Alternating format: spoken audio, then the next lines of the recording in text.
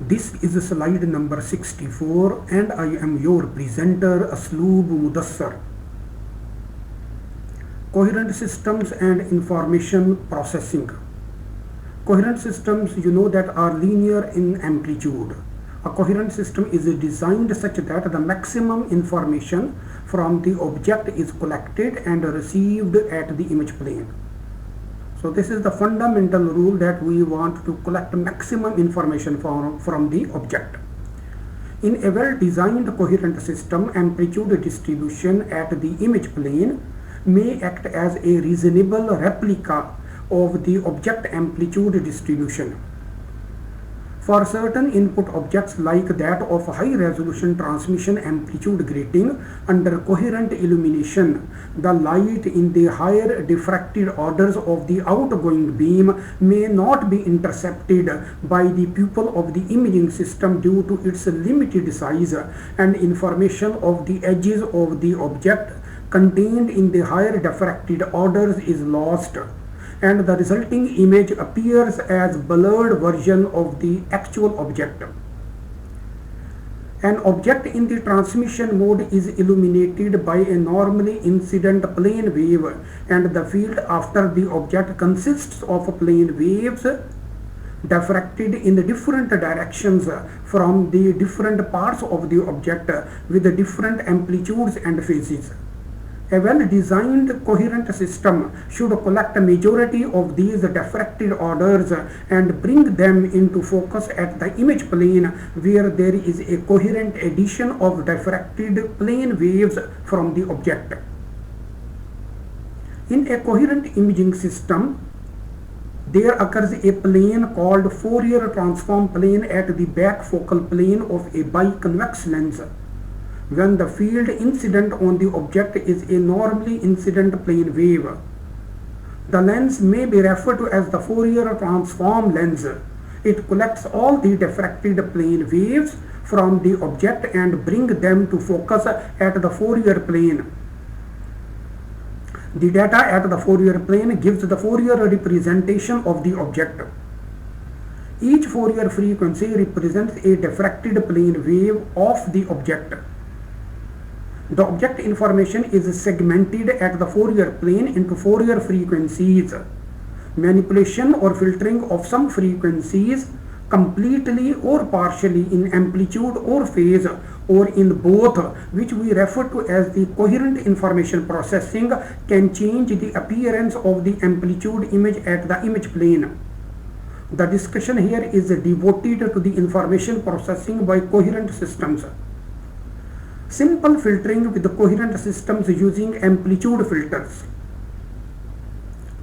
The simplest coherent system to perform basic filtering operation is shown.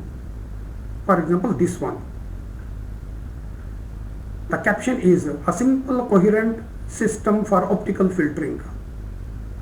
The main components, you know, that here is the object plane, where we have the object plane is the zeta and eta plane, and where we have placed the mesh as an input object. Then you know that after the object at a distance f, we have a lens which is a thin convex lens and located at the xy plane, and behind the lens at a distance f there is a Fourier transform plane, and the Fourier transform plane is located at the UV plane, and after the Fourier transform plane at a distance zi, the image is formed, and the optic axis is passing through the center of each component. So this is the fundamental optical coherent processor used for optical filtering. The simplest coherent system to form basic filtering operation is shown as I have described over here. A mesh is located at the front focal plane of a lens at a distance f, is illuminated by a plane wave normally. So you see that this mesh will be illuminated by a plane wave, and the plane wave is incident normally. The lens generates its Fourier at its back focal plane at a distance f, and the image at a distance zi. So the lens is performing two tasks together. One is that it generates the Fourier transform at its back focal plane, and the second is that it generates it generates an image at a distance equal to zi after the Fourier plane. The plane containing the convex lens, the object plane, the Fourier plane, and the image plane are all parallel but perpendicular to the direction of a propagation of the incident plane waves, that is the z-axis. The parts of the plane waves which are undifracted are focused at the optic axis on the Fourier plane, forming a central frequency called the zeroth order frequency. So you see that from this mesh, you know that there are empty spaces in the mesh, which you can say that the clear spaces. So when the plane wave will pass through the clear spaces, the plane waves will be undiffracted, and this lens will focus all the information from the clear spaces at the back focal plane at a zeroth order frequency. And when the light is diffracted from the edges of the mesh, then you know that different frequencies are produced, that is the different refracted plane waves are produced which the lens focuses at its back focal plane, and you can see different light sources, different point sources, different focused point sources at the Fourier plane. And the Fourier frequencies other than the zeroth order frequency are due to the diffraction at the mesh at the input object plane. The Fourier frequencies around the central frequency are low frequencies, and the frequencies at the edges are the higher Fourier frequencies. The higher Fourier frequencies contain information about the edges or the sharpness of the mesh structure. The lower frequencies correspond to the blunt structure in the mesh. The zeroth order frequency gives the illumination through the mesh structure. At the Fourier plane, different types of filtering, for example amplitude only, phase only, amplitude plus phase, can be used. Amplitude filters are the simplest of all. They are used to filter or stop any particular frequency or a particular set of frequencies. A thin perfectly black and a flat piece of cardboard with a few circular holes at locations where the information is to be allowed when placed at the Fourier plane acts as a simple amplitude filter. All Fourier frequencies in the opaque region of the filter are stopped. Equivalently, a thin transparent sheet with a few black dots at locations where the information is to be stopped when placed at the Fourier plane can act as amplitude filter. Phase-only filters are also simple to create. A thin transparent sheet of constant thickness with thickness varying at specific locations only, where the change of a phase is required at the designated Fourier frequencies, can act as phase-only filters. The maximum variation in the thickness should be such that the phase variation introduced should not exceed 2 pi. Using amplitude only and phase only filters, selective Fourier frequencies can be modified and the result can be seen as a change in the resultant image. The Fourier frequencies are located so closely that often it is not possible to modify a particular frequency. However, a set of or a group of frequencies can be modified. For example, it is convenient relatively to allow one horizontal array of frequencies including the zeroth order frequency to pass through the Fourier plane while blocking all the rest of the frequencies. To construct both the amplitude and phase filters, a reference beam generated from the same coherent source is added at the Fourier plane, and a high-resolution film with a glass substrate, which we may call photoglass, is placed at the Fourier plane and that is exposed.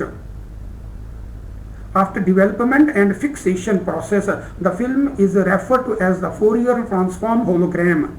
Use the FTH hologram is not useful in simple filtering process, but it has great applications in the field of optical pattern recognition.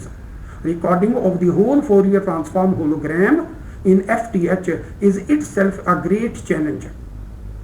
The challenge is that you see that some of the frequencies in the Fourier transform are very bright, and some frequencies which are at the edges are very small in intensity. So recording very bright and very small variations of intensities at the Fourier plane is not a simple task. Now the role of a Fourier transform lens. What is the Fourier transform? You see that, let me show you in this figure, that this lens is also referred to as the Fourier transform lens because it generates the Fourier transform of the input object at its back focal plane, provided the input beam illuminating the mesh is a plane wave.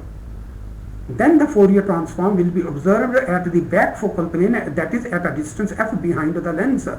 But if the wave is not plane, for example it is diverging, then the Fourier plane will be formed at a distance greater than f. And if the plane wave and if the wave illuminating the object is a converging wave, then of course the Fourier plane will occur at a distance closer than the distance equal to f.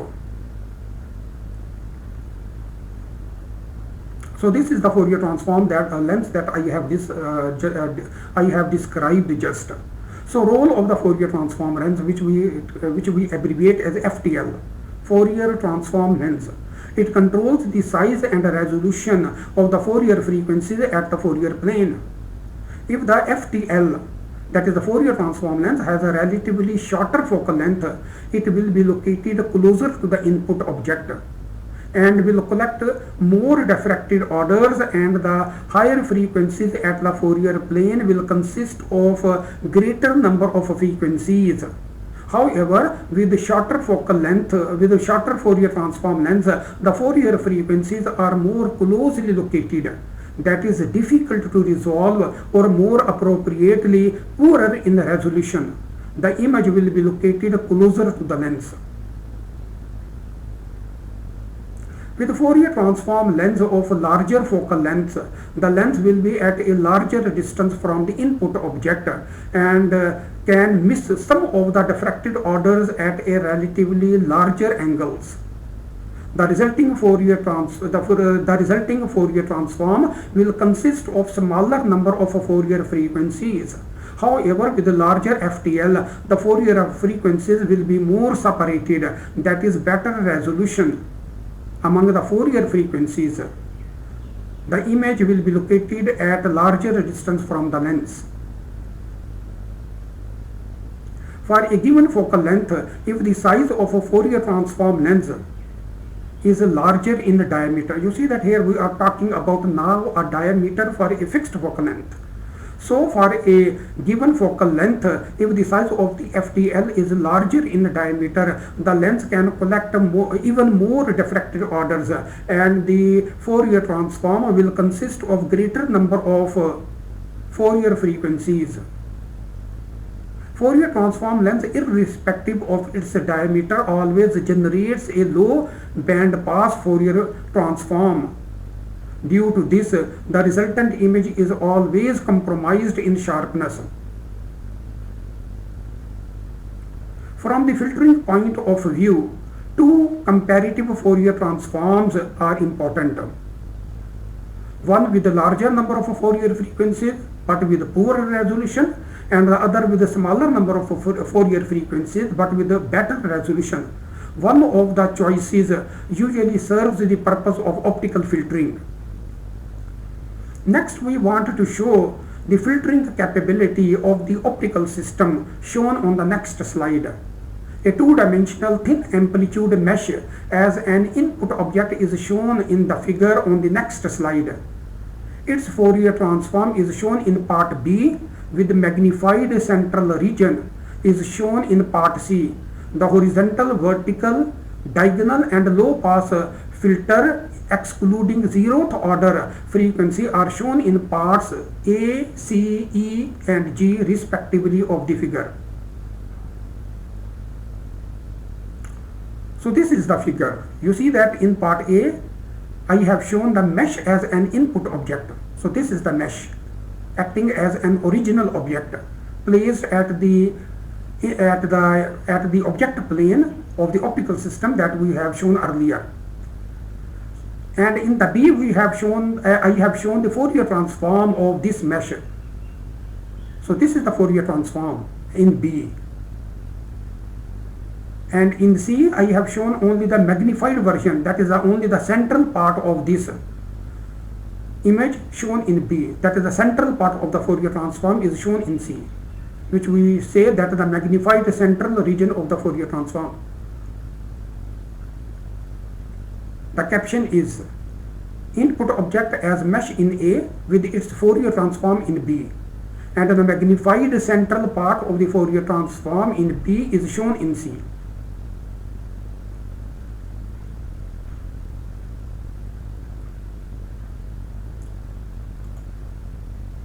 Okay, now we place the binary filters at the Fourier plane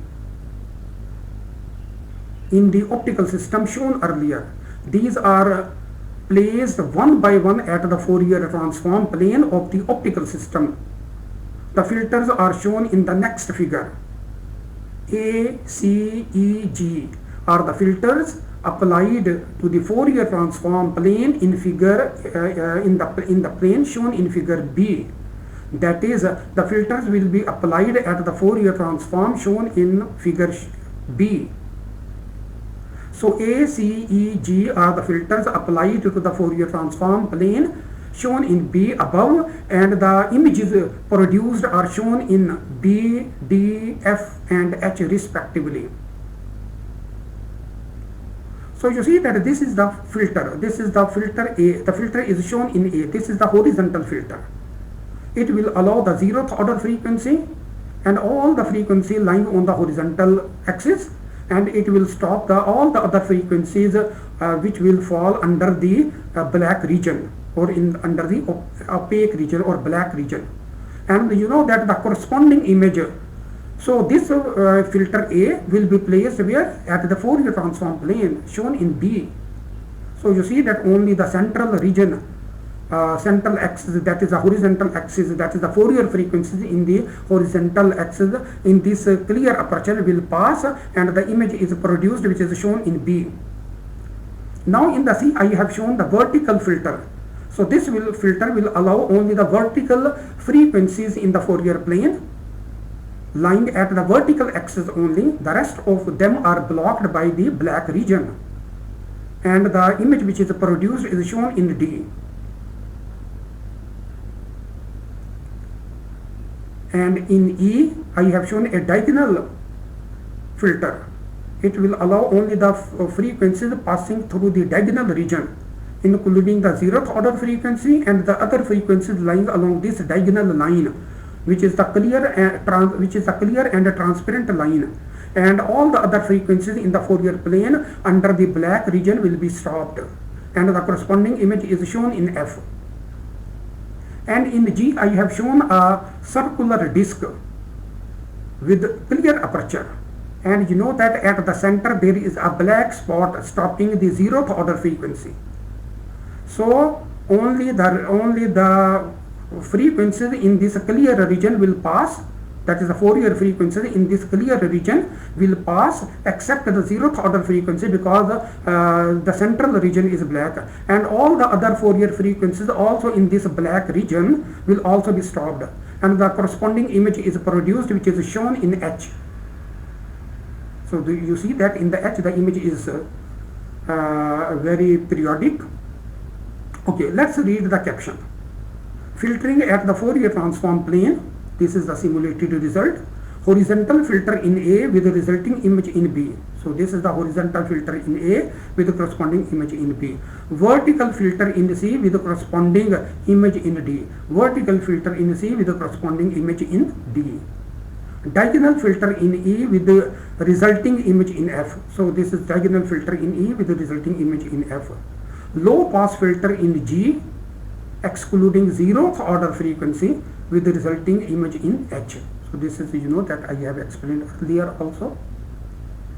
From the horizontal filter in A and the corresponding filter and the corresponding image part in B, it is obvious that the information concerning the vertical lines is contained in the horizontal set of Fourier frequencies containing the zeroth order frequency also.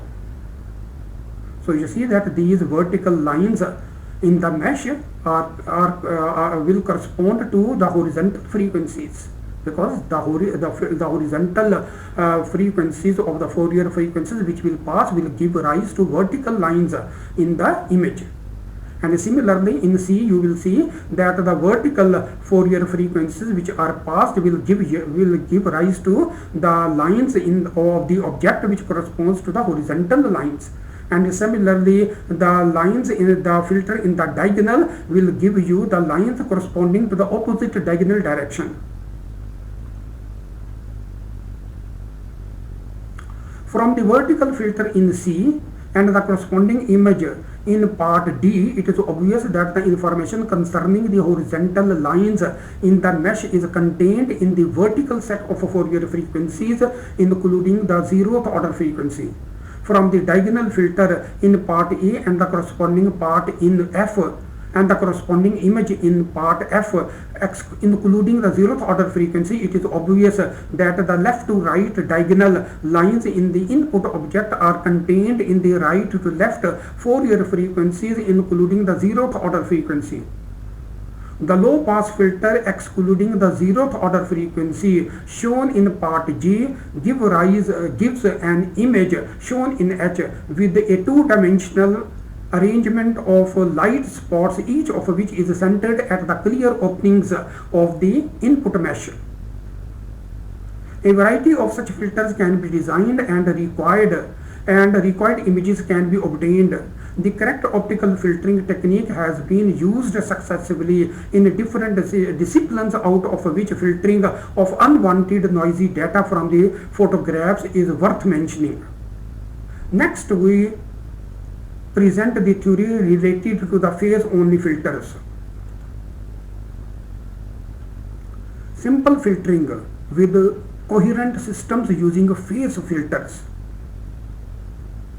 Here we describe the principle that works behind Zernike's phase contrast microscope, as it is based on phase filtering at Fourier plane.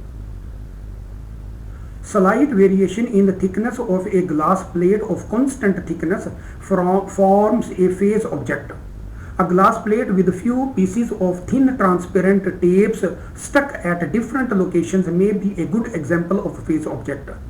Viewing a natural scene through hot air flowing on the way changes the phase information of the scene reaching the human eyes, and the natural scene appears distorted due to random phase fluctuations, and the hot air acts as a time-varying phase screen multiplied to the natural scene or object.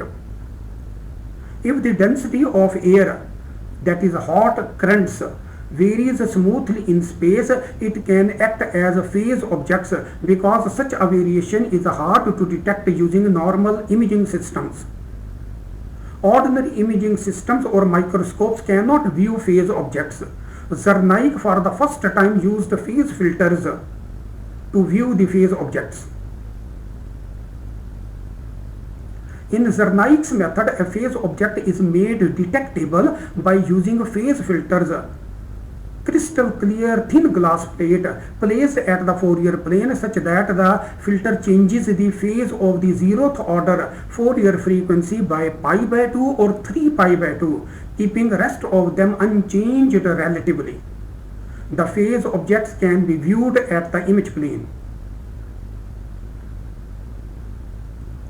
When the phase of the zeroth order frequency is changed by 3 pi by 2, a contrast reversal image is obtained.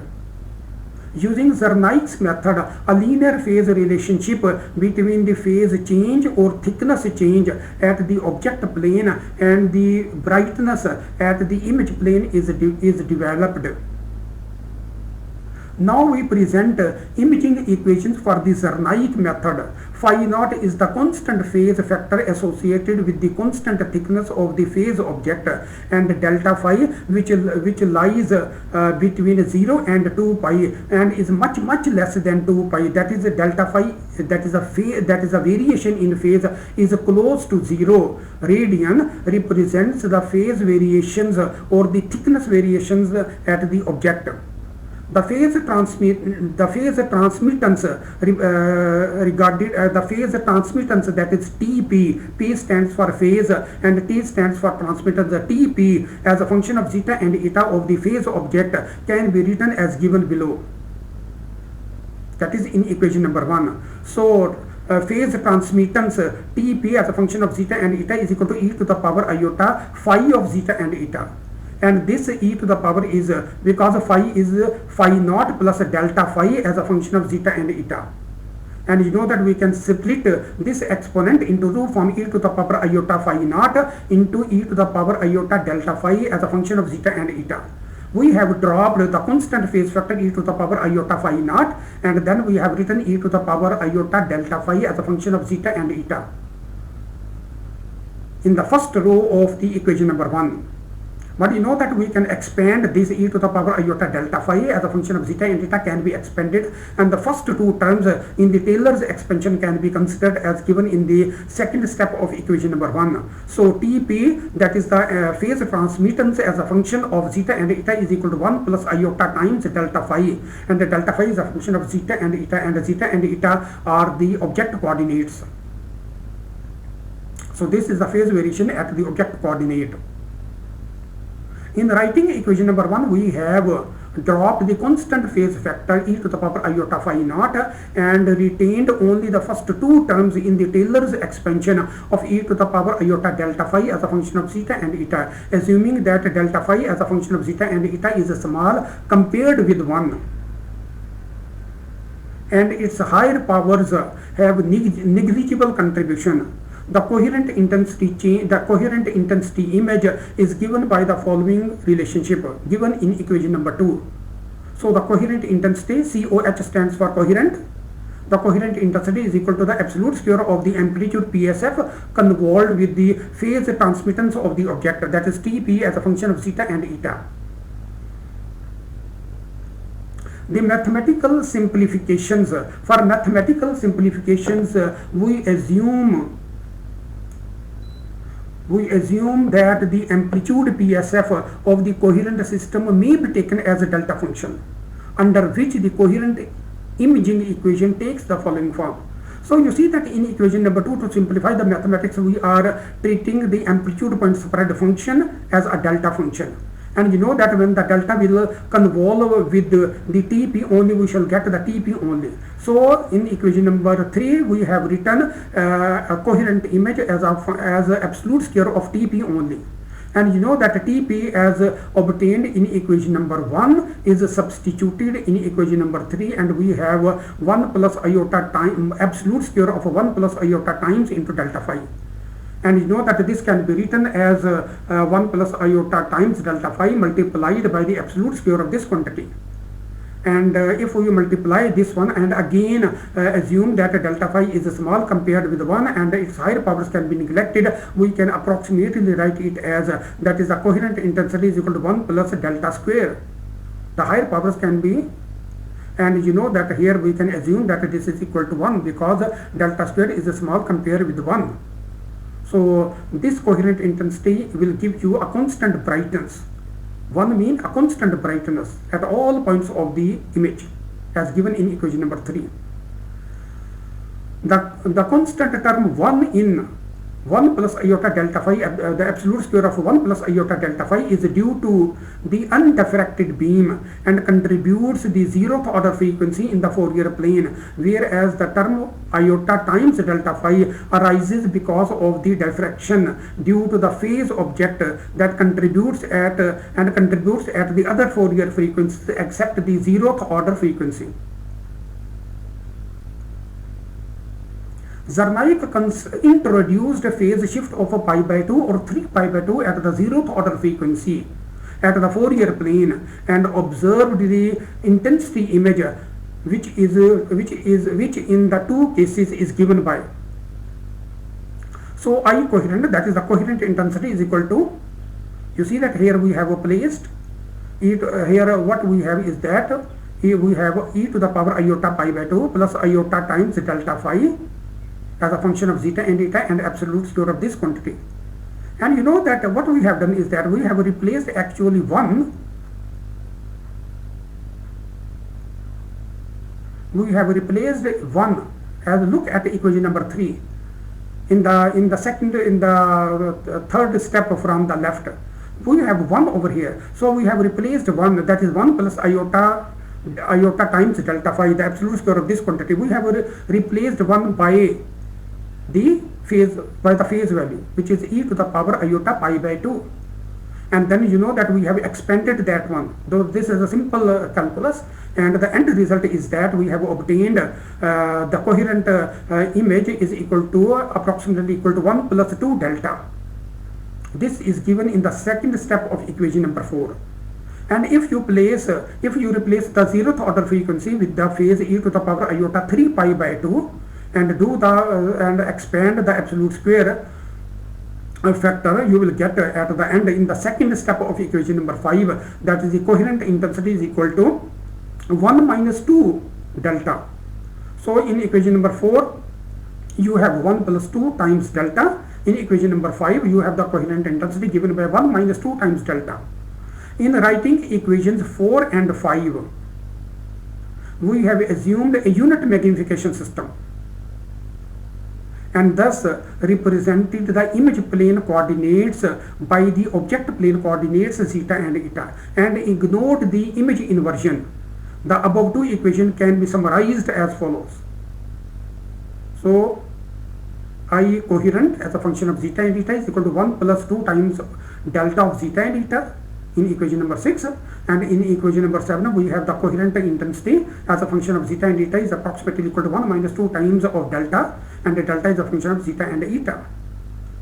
The intensity at the point in the image, that is I coherent as a function of zeta and eta, is thus linearly related to the phase variation delta of zeta and eta at the object plane, as obvious from equation number 6 and 7. Equation number 7 gives the contrast reversal image due to the negative sign. So look at equation number 6 and 7, there is a negative sign in equation number 7, and due to this negative sign a contrast reversal image is produced at the image plane.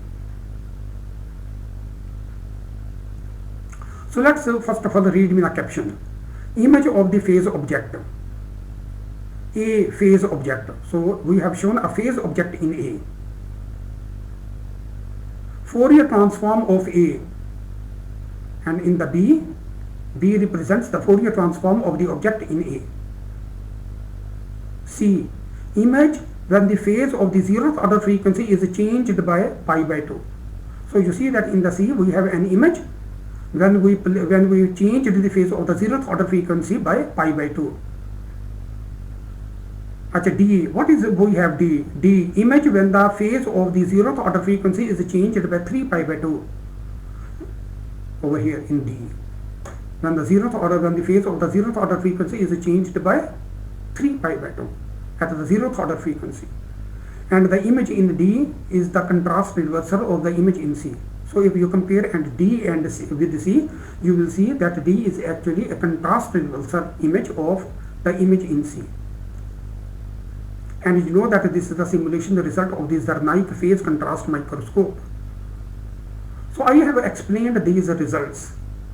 That is, we have the original object in A, its Fourier transform in B, and in C we have the image when the 0th order frequency was replaced by, when the phase of the 0th order frequency was changed by pi by 2, and D is the image when the phase of the 0th order frequency was changed by 3 pi by 2, and the image in D is the phase reversal of the image in C.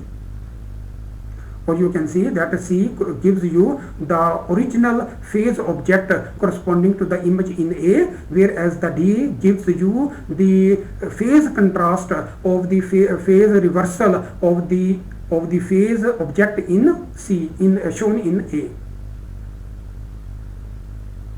So let's explain these factors that I have just mentioned. Phase object is shown in A. The value of the phase at the vertical lines is constant and has a phase value which differs from the background by pi by 10. The contrast has been modified deliberately to make the vertical lines to appear. So it means that these vertical lines in object A, these vertical lines have a contrast which is has a phase which differs from the phase of the background by pi by 2. And you know that these phase objects are not visible, but you know that I have deliberately made this object so in such a way so that you can see the phase objects also.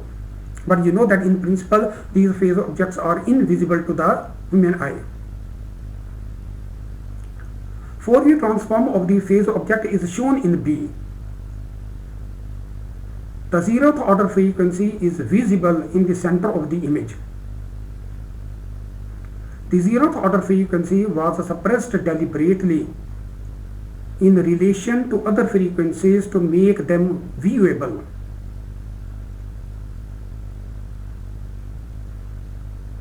So you see that here we have suppressed the zeroth order frequency in the view or in the Fourier transform given in figure B, so that we can enhance the other higher frequencies around the zeroth order frequency. Otherwise the zeroth order frequency is so bright, so much brighter, that the other Fourier frequencies will be invisible if I would like to show only the zeroth order frequency. So I have suppressed the zeroth order frequency in image B so that the other higher frequencies can be visible. The two phase filters were used to change the phase of the zeroth order frequency alone. The first filter changed the phase by pi by 2 with the corresponding image shown in part C, whereas the second filter changed the phase by 3 pi by 2 with the corresponding image shown in part D. The image in part D is a contrast reversal of the image in part C. The phase objects, the vertical black lines, are visible in the image in part C and D. So you see that these vertical lines in part C and D were actually the phase objects, and we have seen you see that we have converted these phase objects into the intensity objects. So this is what the tricks done by the Zernike's microscope. Now simple filtering with coherent system using amplitude and phase filters. So you see that here we are talking about amplitude and phase filters together perhaps, and simple filtering we wanted to demonstrate over here. Blur images of still object captured by an imaging system are due to aberrated OTF of the imaging system. In worst blurriness conditions, contrast reversal may be noticeable in some regions of the blurred image. Only those image contents, that is the spatial frequency in the image, which undergo contrast reversal, at which the corresponding frequencies in the OTF becomes negative. Apart from the blurriness, there may be other undesired defects in the captured images, and all of these can be associated with some type of defects in the corresponding OTFs. And you know that OTFs are the optical transfer functions, or in other words you can say that it is the incoherent transfer function, or the normalized incoherent transfer function is referred to as the OTF. So we refer such OTFs as the defective OTFs. So if the OTFs are defectives, then you know that some artifacts or some defects will be produced in the images. Defects in captured images can be removed or partially corrected if the defects in the corresponding OTFs are corrected or compensated by any other means. Coherent processing of such images provides a means of compensating the defective OTFs, resulting in the improvement of image defects. To perform the coherent processing of defective images, their negative transparencies are prepared. So notice that Their negative transparencies are prepared and placed in the object plane of the optical system shown on the figure on page 3. At the Fourier plane, amplitude plus phase filters can be placed to attenuate some part of the spectrum or to change the phase of some other part of the same spectrum, and in the resulting images the desired information can be improved or undesired information can be compensated. Such filters are usually a combination of amplitude filter plus phase filter. Let's assume that the object O as a function of zeta and eta represents the original object, and O prime as a function of zeta and eta represents the defective image of the original object. That is, O prime as a function of zeta and eta is the image of the actual scene. With incoherent system with a defective OTF. So you see that O prime as a function of zeta and eta is associated with the defective OTF, that is associated with OTF subscripted as defective. So OTF with a subscript defective. The corresponding spectra can be designated respectively by the symbol capital O as a function of f zeta, f eta, and O prime as a function of f zeta, f eta. So you see that these two are the spectrums which we associate with the small object O as a function of zeta and eta, and the small object and the object O prime as a function of zeta and eta. So their spectrum have been designated as capital O and capital O prime respectively at the Fourier frequencies f zeta and f eta. The following mathematical equations can be written. So let's write the mathematical equations in equation number 8. We have O prime, that is the image we have captured as a function of zeta and eta, is equal to O, which is the original object as a function of zeta and eta convolved with the intensity PSF. Since we are talking about the incoherent system, so we are using intensity point spread function. So you see that this equation, that is the convolution, can be written as the inverse Fourier transform of the curly bracket which contains the Fourier transform of small o as a function of zeta and eta convolved with the Fourier Fourier transform convolved with the point spread convolved with the intensity point spread function. Because you see that if you send in the second step the both inverse Fourier transform and the Fourier transform will cancel out with each other, and you will get the same thing as in the first step. Now in the third step I am going to operate the Fourier operator within the object, that is within the convolution terms. So the Fourier transform of the O quantity, that is the Fourier transform of O as a function of zeta and eta multiplied by, so the convolution sign is converted into multiplication because of the convolution theorem multiplied by the Fourier transform of the intensity point spread function. And in the fourth step I have shown the Fourier transform of O, which is capital O as a function of f zeta and f eta, and the Fourier transform of the point spread function which I have shown as OTF defective. Because this OTF, this PSF or the corresponding transfer function is defective OTF, because we have produced and we have got an image on the left hand side which is O prime. The O prime image is actually the defective image, so that's why we have used OTF as a defective. And you know that if you multiply these two spectra, that is a capital O with the optical transfer function, defective optical transfer function, you will get O prime. That is the defective spectrum allowed by the Fourier frequencies, allowed by the optical transfer function. So in the last step we have O prime as a function of f zeta and f eta, and this O prime is actually associated with the for spectrum of the with the spectrum of the defective image, that is O prime as a function of zeta and eta. So this is the defective spectrum allowed by the optical imaging system, which forms the object on the left hand side which is O prime as a function of zeta and eta. So I think that equation number 8 has been explained. So let's move forward. Where PSF subscripted intensity INTEN stands for intensity, is the intensity point spread function of the incoherent imaging system, and OTF subscripted as defective is the corresponding defective OTF. From the last two steps in equation number 8 we can write. So look at the last two steps.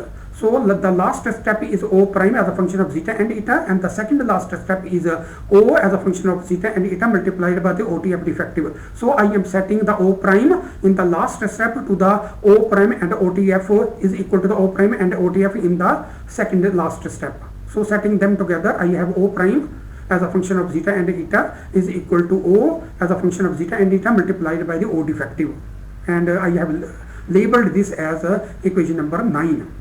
This is the spectrum that would appear at the Fourier plane of the coherent processor given on page number 3. So you see that this is the Fourier transform of the incoherent system that will appear. Where it will appear?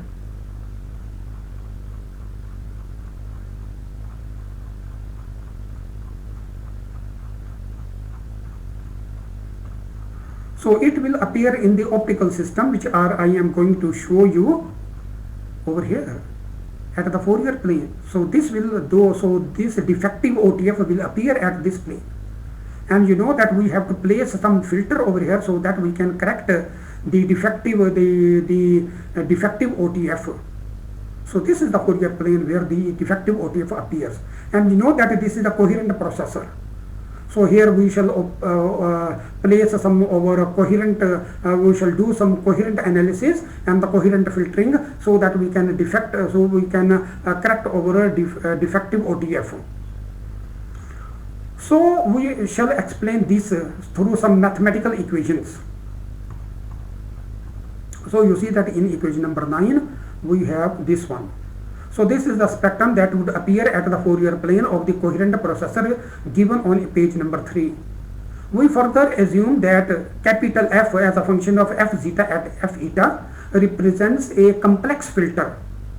So capital F stands for filter, you know that capital F, that's why I have used it as capital F. Capital F as a function of f zeta and eta, because this is the Fourier filter, so I have used the Fourier variables with this.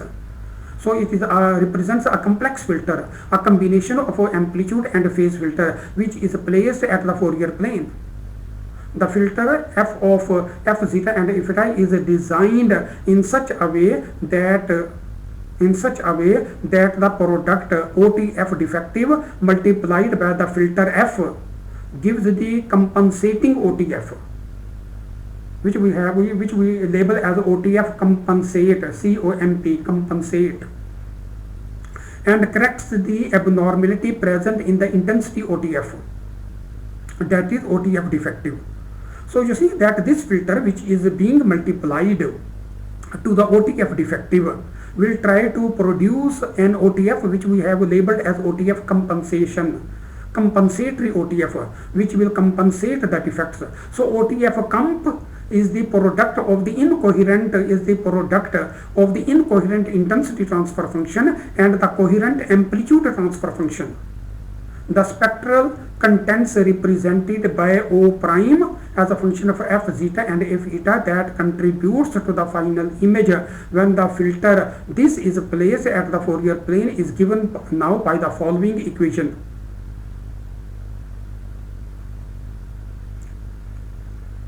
So you see that we have there is an error here, so let me read this last statement. The OTF comp is the product of the incoherent intensity transfer function and the coherent amplitude transfer function. The spectral contents represented by O, this is not O prime but it should be O double prime.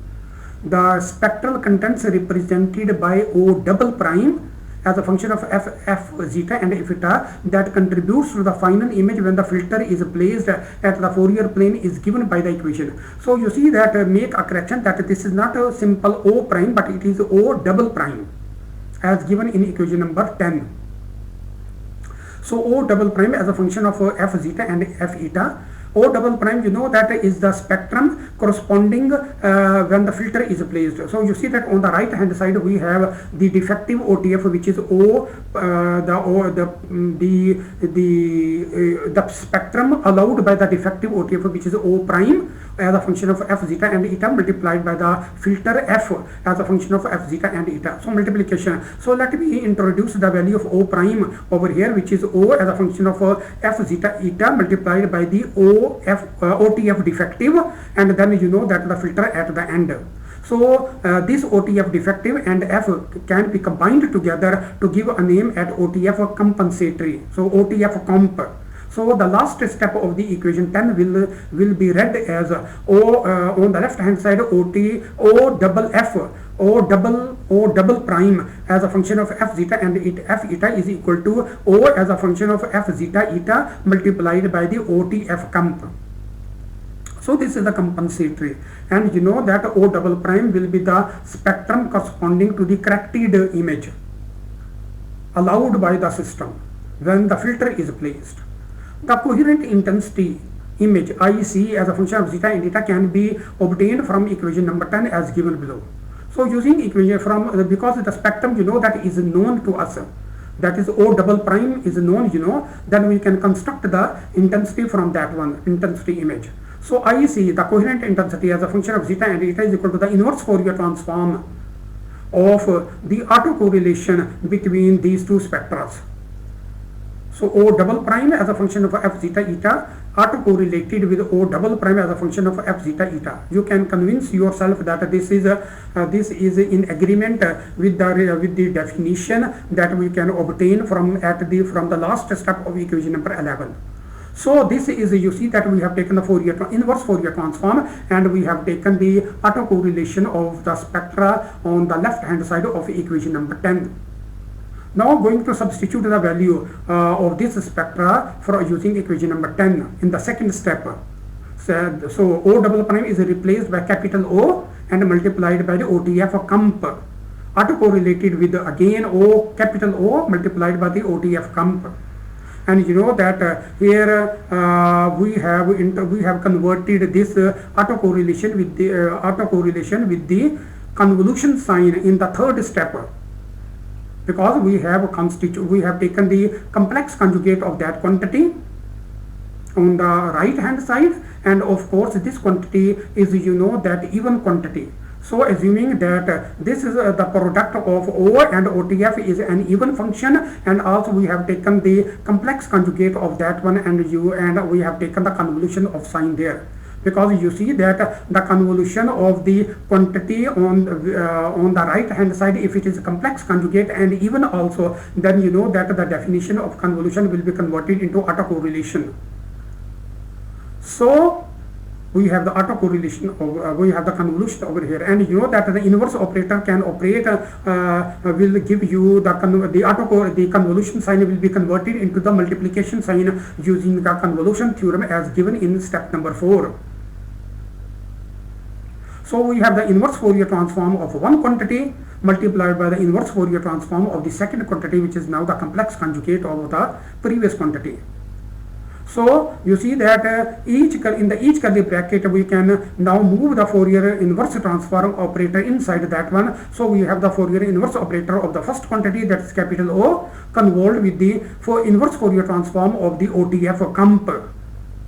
And similarly for the second quantity in the curly bracket we can operate the inverse operator, and then we can the product can be converted into the multiplication can be converted into convolution sign. Again we have applied the convolution theorem for the inverse operator for both of the curly brackets. And now we can introduce the space variables from the Fourier variables. So we have the inverse Fourier transform of capital O, which will be represented by small o. And you know that I have used inverted hat with this one. So this O inverted hat as a function of zeta and eta convolved with kappa comp. So kappa compensatory or k compensatory, which is the amplitude PSF, corresponds to the inverse Fourier transform of the compensatory OTF, that is OTF comp. So you see that we have introduced the space quantities corresponding to these corresponding to these Fourier frequencies in the fifth step, and then in the sixth step you can combine these two quantities together, because we have one quantity and we have the complex conjugate of the second quantity, so the absolute square can be taken of this quantity. And you know that in the equation number 11 we have this O, we have the absolute square of O inverted as a function of zeta and eta convolved with the kappa compensatory as a function of zeta and eta. And you know that equation number 11 is nothing but the definition of the coherent image. But you know that in this coherent image we have K compensatory. So here K comp or K compensatory as a function of zeta and eta is the compensated amplitude point separate function and is related to the compensated OTF through the relationship, that is the Fourier transform of the K compensatory as a function of zeta and eta is equal to OTF comp is equal, and you know that OTF comp is equal to OTF defective multiplied by the filter. And you see that O inverted as a function of zeta and eta is the amplitude of the original scene, which is related to the intensity of the original scene through the forming relationship.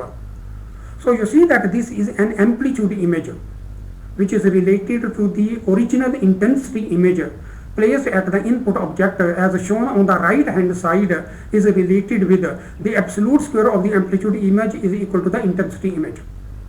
So in this equation, that is in equation number 11, we have the amplitude point separate function and convolved with the amplitude object. And here we have shown the relationship of the amplitude object with the original object. And you know that this O, capital O, as a function of f zeta and eta is related to its amplitude analog through the relationship. That is capital O as a function of zeta and eta is equal to the Fourier transform of the absolute square of O inverted zeta and eta, because O, you know, that is the amplitude image. And this O can be written as O inverted as a function of zeta and eta multiplied by its complex conjugate.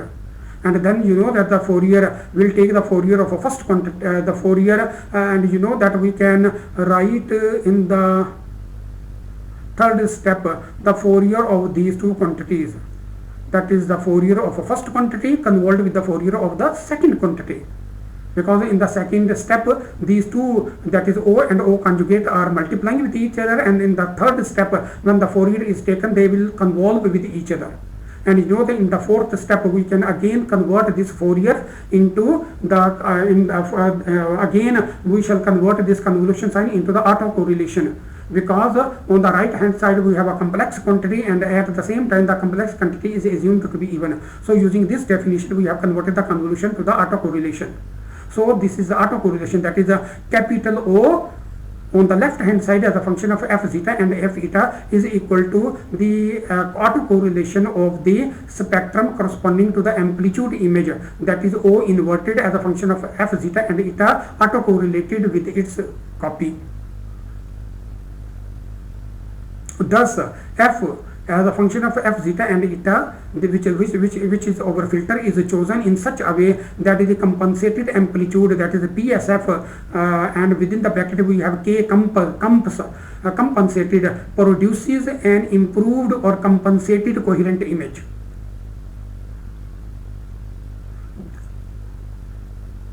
This is how the amplitude and phase filter in a coherent processor can improve the defects in incoherently obtained images or photographs. A few words on the transfer function of a well-defocused incoherent imaging system which produces blur images where the image contents with higher spatial frequencies are more affected. Or in other words, sharp edges are converted into blur boundaries. So let me read again. A few words on the transfer function of a well-defocused incoherent imaging system which produces blur images where the image contents with higher spatial frequencies are more affected. Or in other words, sharp edges are converted into blur boundaries. What should be the shape of this f, that is the filter? capital F as a function of f zeta at f eta. If blurriness is to be removed, the intensity point spread function of a badly defocused system consists of a uniform circular spot of light under geometric optics treatment, which is of course applicable in this case. The OTF of such a system is given by jinc of R naught rho, where rho is the square root of f zeta square plus f eta square, is defined at the Fourier plane, and R naught is the radius of the intensity point spread function at the image plane.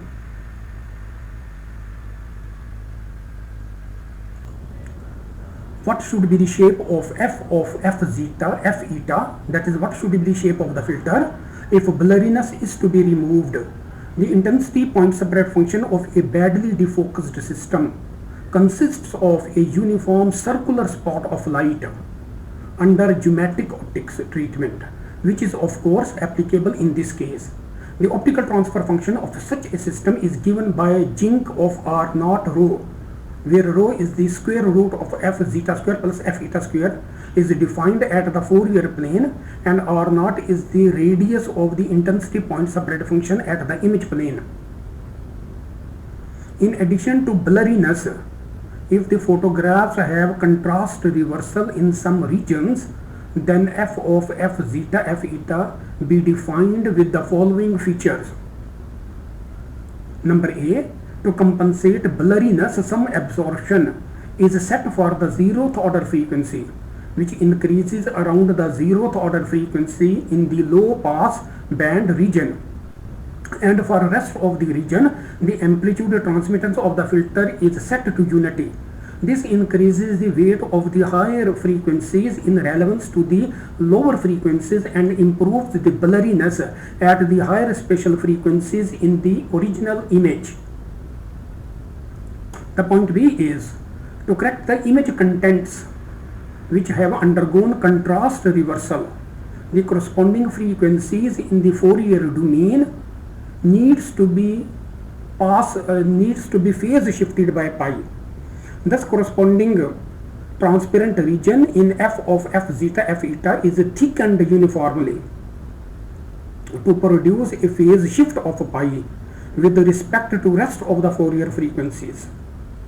Part A contributes towards amplitude filter, whereas part B contributes towards phase filter. Thus, to correct the blurriness and contrast reversal, a filter f of zeta, f of eta, with the characteristics of both amplitude and phase filters are required. Optical coherent processors.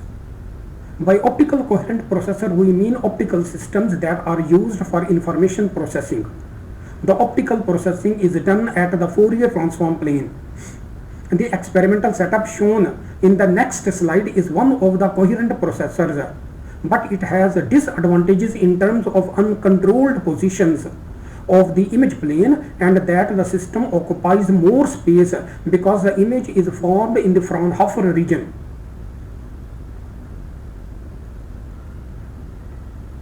In laboratory arrangements, compact coherent systems are preferred. Here we will discuss 3 coherent optical processors for laboratory use and compare them for their merits and demerits. Point source is located at the front focal plane of the lens L1. The object is illuminated by plane wavefront.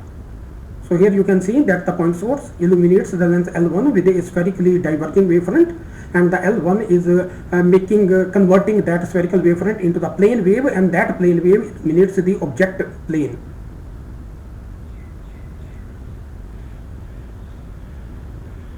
The lens L2 may be regarded as the first Fourier transform lens, which collects parallel wavefronts from the object and generates the Fourier transform, that is the FT, at its back focal plane.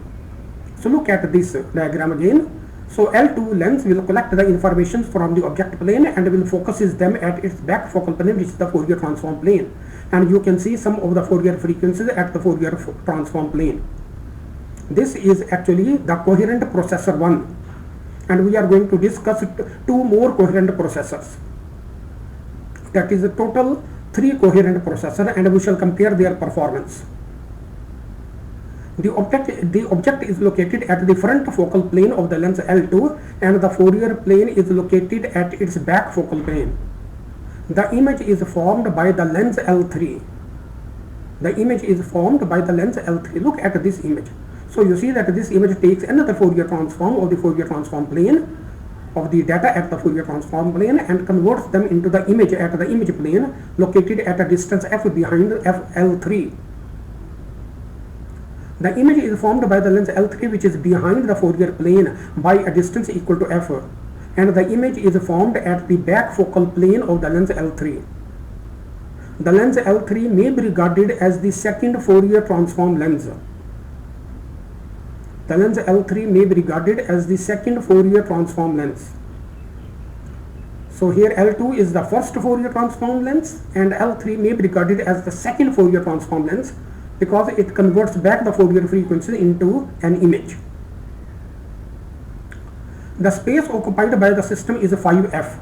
All the lenses L1, L2 and L3 are all identical and have focal length equal to f. If the value of f is larger with respect to L2, the vignetting will be more prominent. So L2, you see that will collect the diffracted wavefronts from the object. So if the focal length f is longer, then you know that the vignetting effect will appear. That is the wavefronts diffracted by the object will not be fully intercepted by the lens L2 due to its limited aperture. So some of the part of the wavefront will be intercepted by the lens L2 and the rest of the part will go out of the lens L2 and will not be intercepted.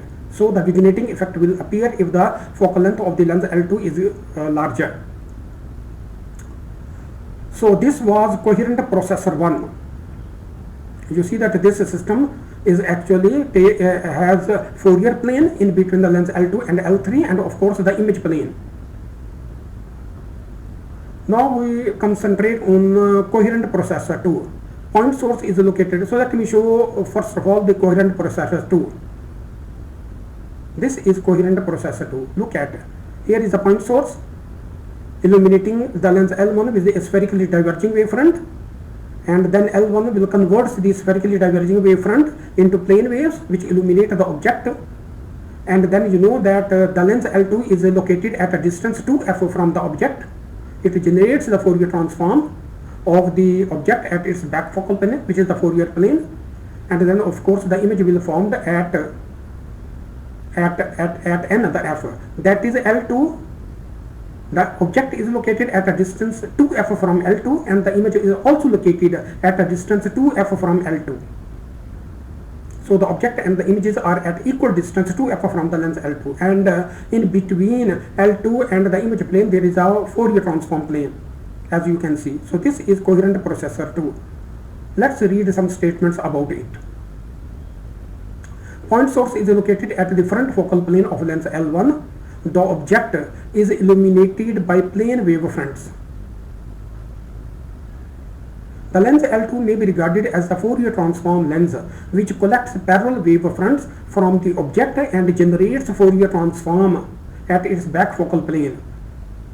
The object is located at 2f in front of the lens L2 and the Fourier plane is located at its back focal plane. The lens L2 performs two tasks. It generates Fourier transform at a distance f behind it and forms an image at a distance 2f behind it. The lens L2 forms an image at a distance 2f behind it. The space occupied by the system is again 5f, similar to that of occupied by the coherent processor 1. All the lenses L1, L2 are all identical and have focal lengths equal to f. Vignetting effect is even worse compared to first processor, as L2 is located at 2f from the object plane. So you see that in this case for the coherent processor 2, the vignetting effect is more prominent because the lens L2 is located at a distance 2f from the object in comparison with the vignetting effect present in the coherent processor 1, where the lens L2 is located only at a distance f from the object. Okay, now coherent processor 3. let me have a look at this one. A point source is located at a distance 2f. So a diverging wavefront will illuminate the lens L1, and the point source is located at a distance 2f in front of the lens L1. So you see that lens L1 will generate the Fourier transform at a distance 2f behind it at the location of the lens L2. So the Fourier plane will appear at the location of the lens L2, and then L2 will form an image again at a distance 2f.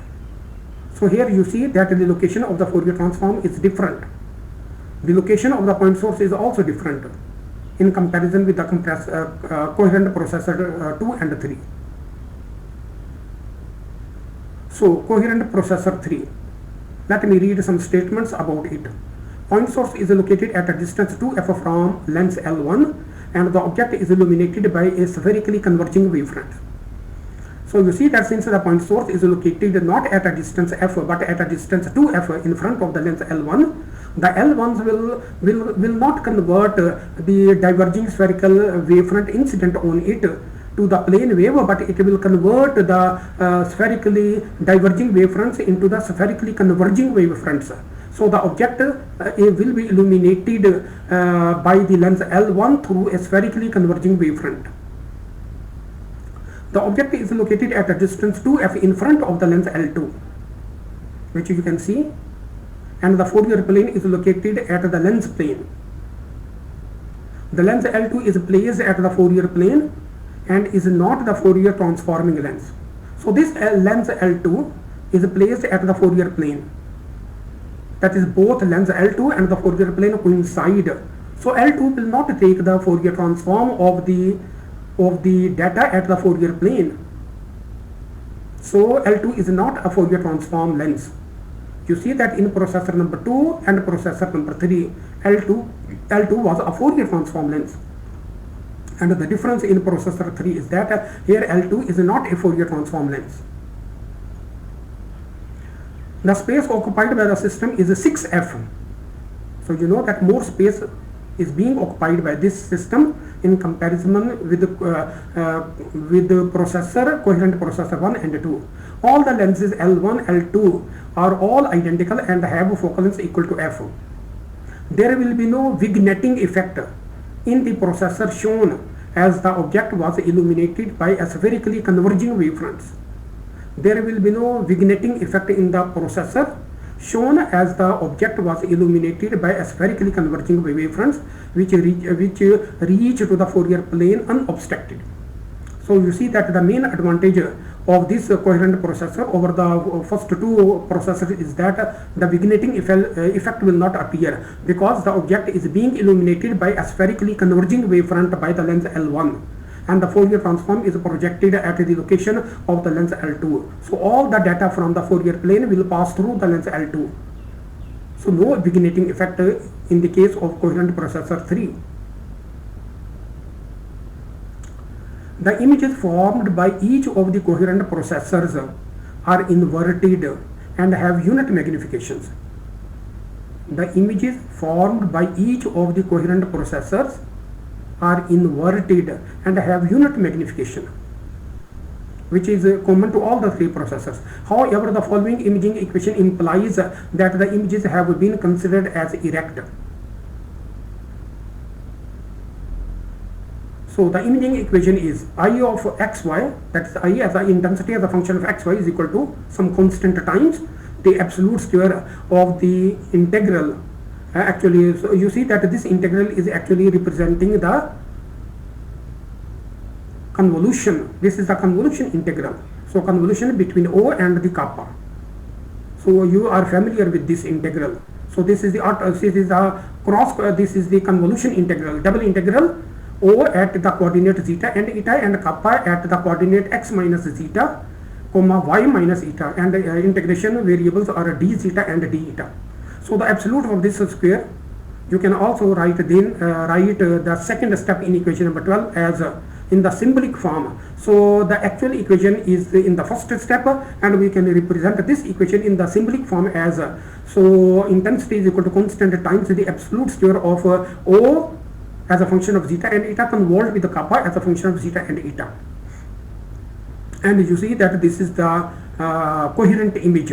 So I of xy is a coherent image given by equation number 12, where O is the amplitude transmittance of the object and illuminated by plane wave fronts.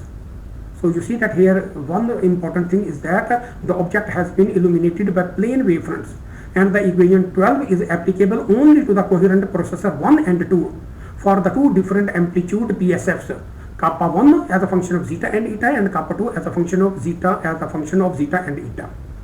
So you see that for the processor, since in both processors the object was illuminated by plane wave, so this equation, that is equation 12, holds for processor 1 and 2. But you know that for the processor 1 and 2 we have used kappa in equation number 12, but if we write this equation for the processor 1 and 2, we have to use kappa 1 for processor 1 and kappa 2 for processor 2, because both the amplitude transfer function or amplitude point separate function for the two systems is different. The equation 12 can be adopted for the third processor by modifying it to include the effect of spherically converging wave fronts illuminating the object, and to use kappa 3 as a function of zeta eta as the amplitude point separate function for the third processor. So what we need to do is that if we want to adopt equation number 12 for the optical processor 3, we have to illuminate this amplitude object with a spherically converging wavefront. So we have to use the profile of the spherical converging wavefront just before this object O, and kappa will be replaced by kappa 3. At this stage, it is not important to determine the functional forms of the 3 point separate functions and compare the resulting images for quality and resolution. If an object illuminated by plane wavefronts is Fourier transformed by a lens at a distance d behind the object, then the Fourier transform generated by the lens at its back focal plane contains an additional term, e to the power iota k over 2f. Within parentheses we have 1 minus d over f, and these are the variables at the Fourier plane, which is u square plus v square. So this is called the quadratic phase factor. For processor 1, the object is at a distance f in front of the lens, in which case d is equal to f, and the quadratic phase factor will not appear in case of coherent processor 1. U, V are the coordinates at the Fourier plane, at the Fourier transform plane. This quadratic phase factor retains its functional form for the processor 2 and does not disappear from the Fourier spectrum. In the processor 3, the object was illuminated by spherically converging wavefront, which converge at the Fourier plane. In this case, the said quadratic phase factor also disappears. Since the filtering is done at the Fourier plane, the presence or the absence of this quadratic factor at the Fourier plane may be of significant concern. However, if no filtering is to be performed, the presence of the quadratic phase factor would not matter when intensity images are of concern. So let me summarize about this quadratic phase factor, which is related to the Fourier plane, because we have defined u and v at the Fourier plane, and the quadratic phase factor is e to the power iota k over 2f within parentheses 1 minus u over f, and then multiplied by within parentheses u square plus v square. So you see that for the first processor we have d is equal to f, and you know that in that case, so let me show. For example, in this case, this is processor 2, so this is a processor 1. So you can see that the object is placed at a distance f. So here d is equal to f, and in that case you see that if you put d is equal to f in that equation, the phase factor is cancelled out. So d is equal to, setting d is equal to f will make this e to the power 0, which is 1. So you see that this quadratic phase factor associated with the Fourier plane is cancelled out in the coherent processor 1. And you know that in the second processor, let's look at this second processor over here. This one, you see that here the object is this second processor. Here you see that we have a distance 2f over here. The object is located at a distance 2f. So if you substitute 2f over here, then you see that this phase factor will not be cancelled out. The quadratic phase factor retains its functional form for the processor 2 and it does not disappear. So if you set d is equal to 2f, then of course this is not cancelled out for the second processor. But you see that for the third processor, so let's have a look at the third processor. This one is the third processor. You see that here the object is illuminated by a spherically converging wavefront. And you know that no lens actually involved after the object in order to generate the Fourier plane. So this quadratic phase factor may not, quadratic phase factor will disappear for the third processor. But you see that if any such phase factor appears, then you know that that would be very problematic. Since the filtering is done at the Fourier plane, the presence or the absence of this quadratic factor at the Fourier plane may be of significant concern. However, if no filtering is to be performed, so you see that if we want to perform the filtering using the coherent processor 3, we have to be very cautious about this phase factor, because this phase factor then has to be dealt with very carefully.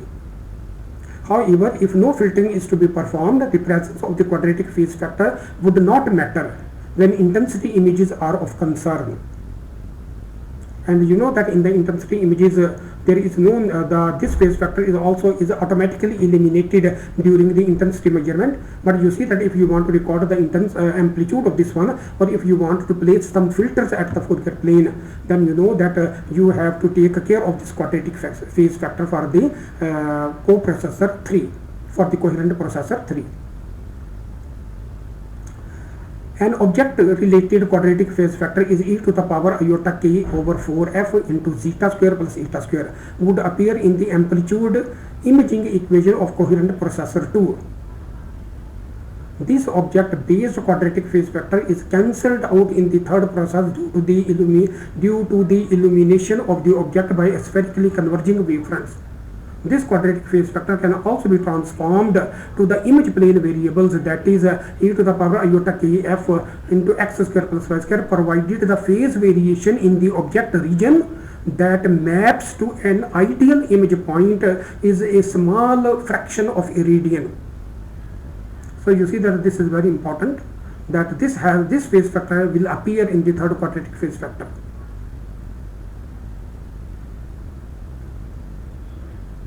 And we can also replace this quadratic phase factor related to the object with the coordinates related with the image, provided the phase variation in the object region that maps to an ideal image point is a small fraction of a radian.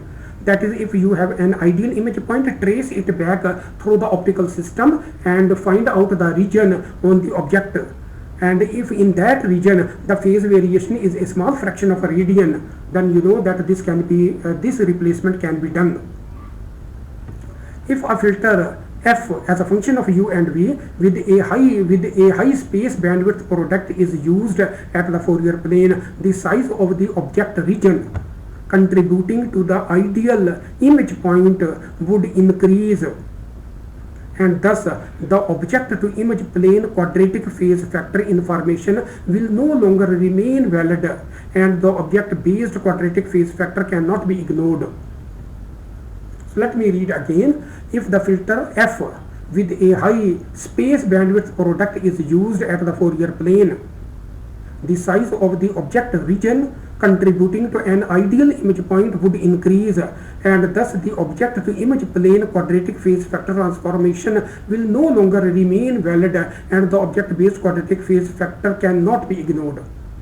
So this phase factor, which we say that can be replaced by the image related phase factor, cannot be done when f is related, when f is placed with a when f is placed with a system having a high space bandwidth product. So under that condition, this transformation cannot be made.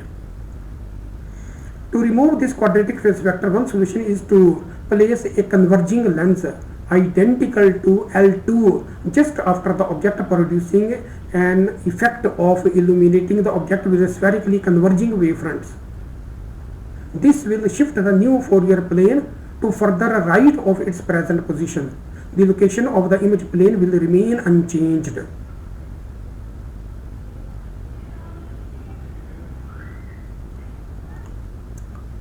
With this additional change to the coherent processor 2, all the three processors can be considered identical with respect to the absence of the object-based quadratic phase vector. The coherent processors 1, 2, and 3 presented use spherical lenses to generate the Fourier spectrum of a two-dimensional object. Spherical lenses have identical power in all directions with reference to their centers because of their rotational symmetry. Positive cylindrical lenses can converge incident wave fronts only along one axis, either x-axis or y-axis, if z-axis is the direction of propagation depending on their orientation. That is, if a plane wavefront is incident normally on a positive cylindrical lens, the back focal plane of the lens will consist of a line image. We present an anamorphic coherent processor next. The anamorphic behavior of the system is due to the presence of the cylindrical lenses which have different focusing powers along the two orthogonal directions. The typical coherent processor shown on the next slide can be used to deal with two-dimensional objects in the transmission mode with such objects when such objects are visualized as a stack of one-dimensional object. The object plane in the figure shows such an object consisting of stack of one-dimensional horizontal objects. Next, the working of the anamorphic processor is explained. The object stacked array of one-dimensional horizontal objects is illuminated by plane wavefronts generated by the lens L1. So let me show you.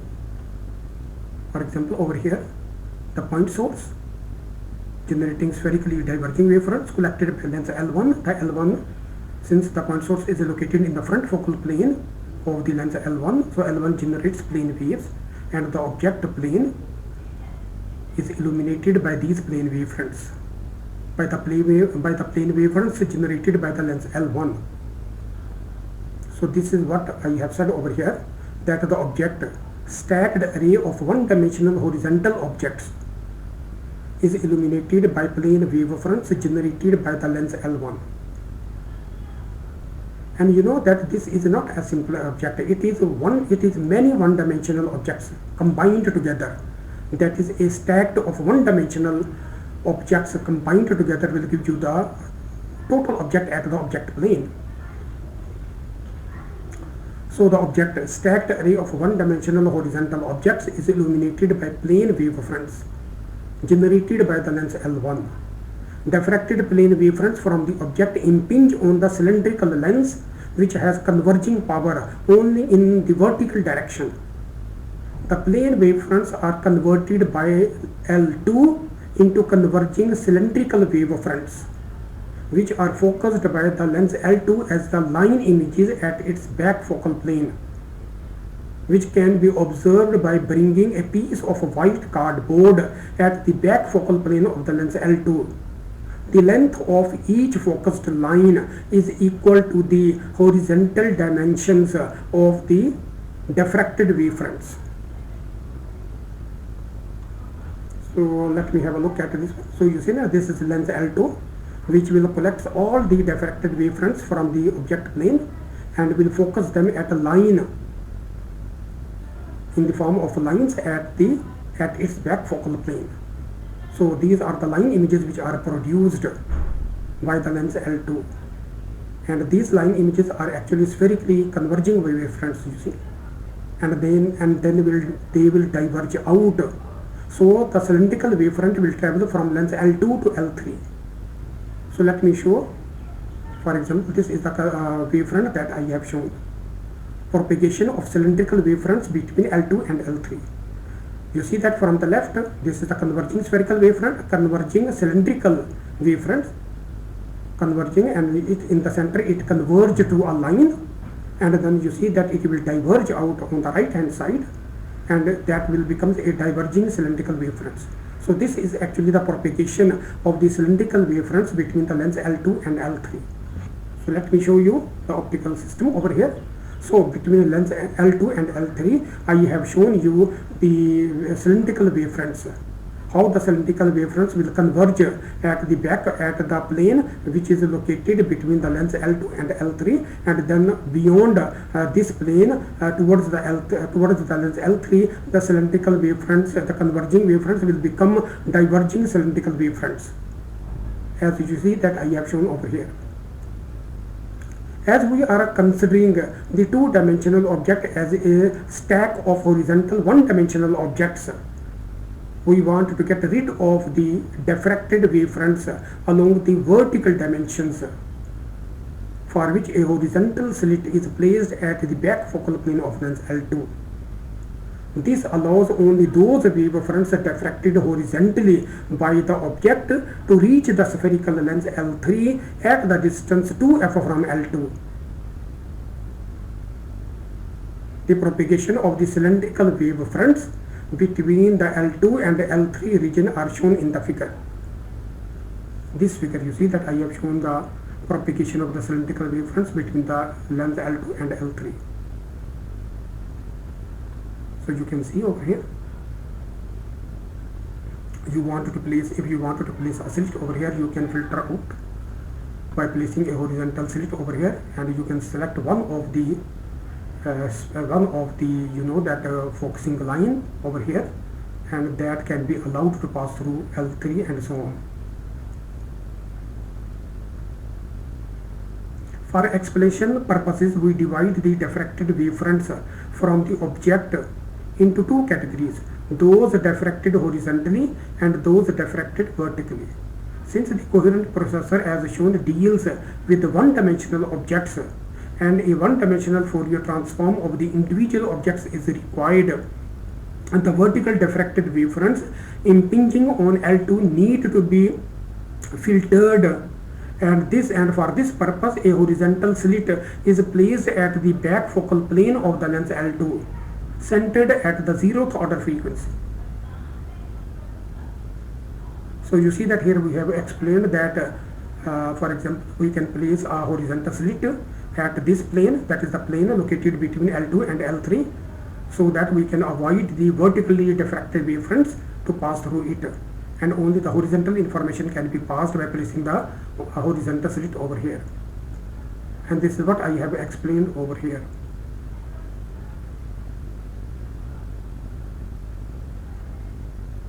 Since the coherent processor, as shown, deals with one-dimensional objects, and a one-dimensional Fourier transform of the individual objects is required, the vertically diffracted wavefronts impinging on L2 need to be filtered, and for this purpose a horizontal slit is placed at the back focal plane of L2, centered at the 0th order frequency. The spherical lens L3 has equal power. The spherical lens L3 has equal power along the two perpendicular axes. So lens L3, you know that it is a spherical lens, has equal power along the two axes. The spherical lens L3 has equal power along the two perpendicular axes.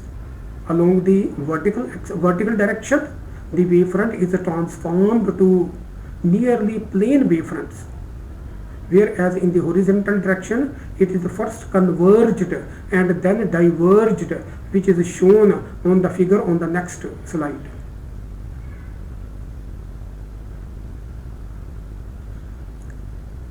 So you see that I have shown the Fourier plane behind the lens L3.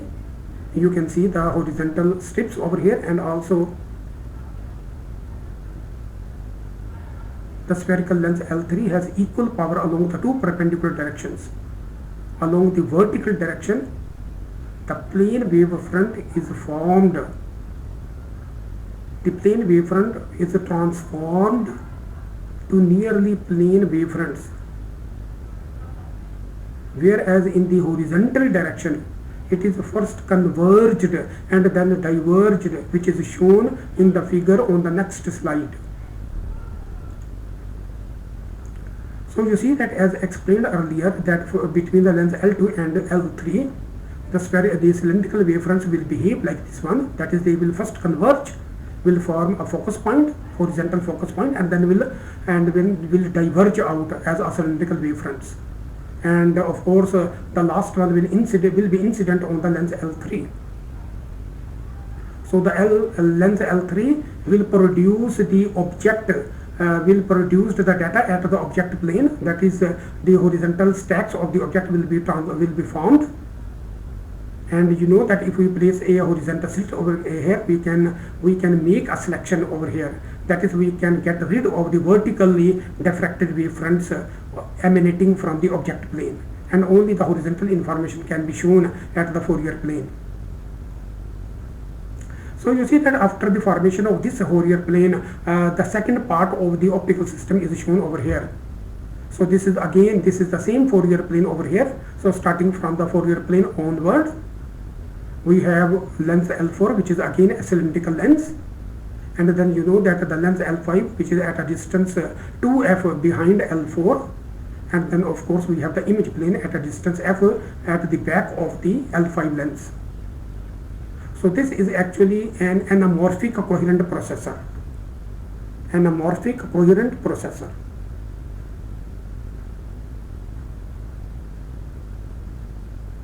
So full description of that one. So you can see that actually the optical system is a continuation of this one along the z-axis, but since we don't have the space to show the full optical component, so that the rest of the part is shown over here. And you know that these two together form an anamorphic coherent processor. So the other part of the description is over here. In the middle of the region between L3 and L4, where is L3 and L4? This is L3 and that is L4. So L3 is a spherical convex lens, and L4, you know, that is a cylindrical lens, is a cylindrical converging lens. And what is in between these two? In the middle of the region between L3 and L4, the wavefronts converge at a plane known as the Fourier plane of this anamorphic coherent processor. The Fourier plane contains a stack of one-dimensional Fourier transforms. So Fourier plane contains stack of one-dimensional Fourier transforms. The format of the Fourier plane is such that the Fourier of the one-dimensional object in the first row is contained as the last row in the Fourier plane. The format of the Fourier plane is such that the Fourier of the one-dimensional object in the first row is contained as the last row in the Fourier plane. That is, there is a vertically inverted but horizontally erect format of a one-dimensional Fourier transforms, which is explained. What is this? Propagation of a wavefront between L3 and L4 in continuation of the last wavefront shown in the second last slide, incident on L3.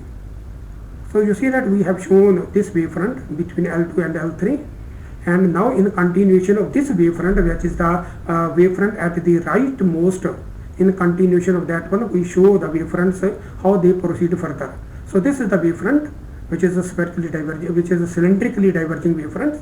So you see that this will go as such, and you know that it is the Fourier plane, it is focused in this dimension. So the horizontal dimension is focused over here.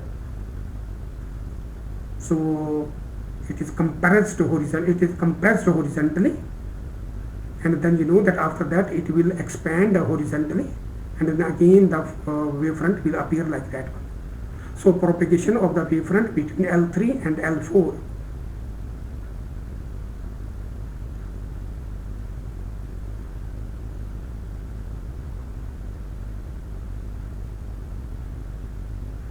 Okay. The propagation of wavefronts from the Fourier plane towards the image plane follows similar changes as the wavefront from the object plane to the Fourier plane undergo. The one-dimensional stack of images at the image plane is a vertically erect but horizontally inverted version of the patterns at the object plane. So remember, vertically erect but horizontally inverted pattern of the object plane will be formed at the image plane. The one-dimensional stack of the Fourier transforms can be manipulated to modify the features of the individual one-dimensional objects by designing individual one-dimensional filters at the Fourier plane, and thus one-dimensional images with the desired features can be obtained. The one-dimensional stack of the Fourier transforms can be manipulated to modify the features of the one-dimensional objects by designing individual one-dimensional filters at the Fourier plane, and thus one-dimensional images with the desired features can be obtained. So you see that this is a very important point about the filtering, that filters can be obtained, and of course one-dimensional images with the desired features can be obtained with this anamorphic coherent optical processor.